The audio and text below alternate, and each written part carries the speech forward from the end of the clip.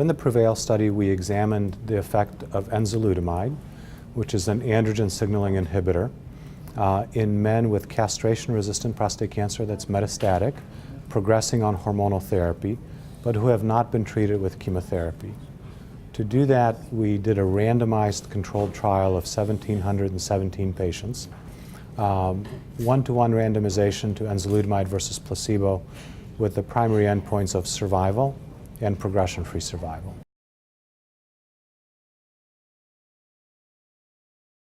The AFFIRM trial, presented a year ago and now published, showed that enzalutamide improved overall survival and radiographic progression-free survival in men who've also received chemotherapy. Here in the PREVAIL trial, we asked the question whether the drug can be used earlier and could it produce a greater benefit in that setting.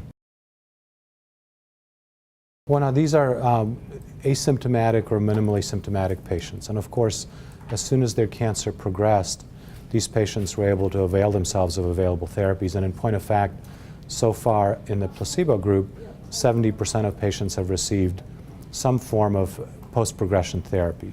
So that's why it was appropriate to consider a placebo control. The pure result was really on the progression-free survival, because of course, once patients progressed, they received other therapies that are known to extend survival. With regard to progression-free survival, this is radiographic progression-free survival, so based on imaging studies, we saw an 81% reduction in the risk of progression, a hazard ratio of 0.186, so a rather striking result. Overall survival was improved. The hazard ratio was 0.706, at 29% improvement in overall survival. And that's despite the fact that there was a large imbalance in post-progression therapy. When we cut the data off, 42% of patients were still taking enzalutamide, but only 7% of patients were still taking placebo, not surprising.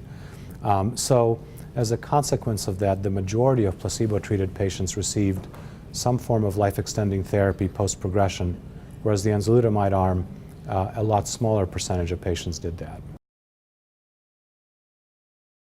Well, my firm recommendations would be for the regulatory agencies to approve the drug in that setting, and until that happens, I must be a bit cautious.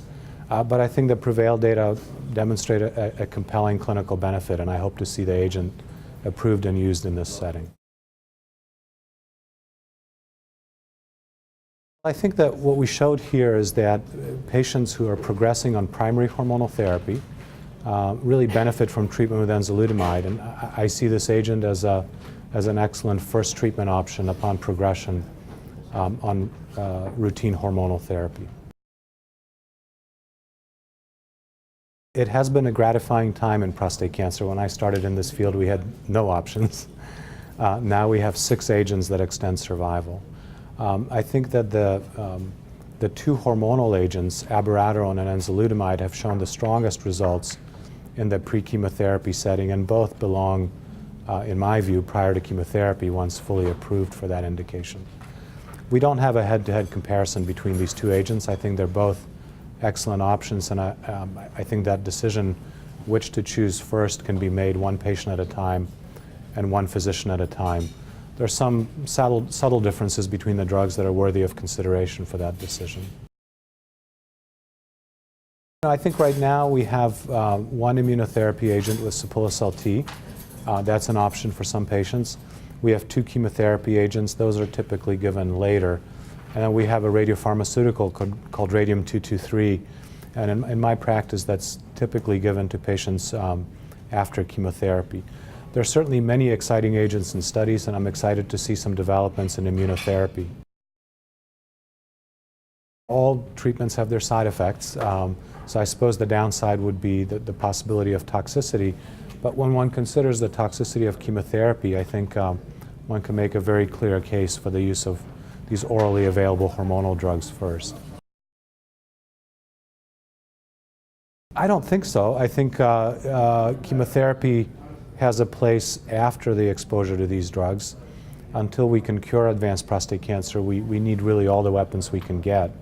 So what I see is these agents coming first, and when the disease becomes resistant, chemotherapy would clearly have a role. And While these agents have a large impact on disease progression, the disease eventually progresses in the vast majority of patients, so we still need chemotherapy. I think in the PREVAIL trial we've demonstrated that enzalutamide improves progression-free survival, overall survival, significantly delays the time to chemotherapy, delays the time to deterioration of quality of life, has a high response rate as measured by PSA and by imaging studies, and has been safely administered. So I think taking that all together is a clear body of evidence that enzalutamide offers a significant benefit to patients with metastatic prostate cancer, and I look forward to the review of these data by regulatory agencies.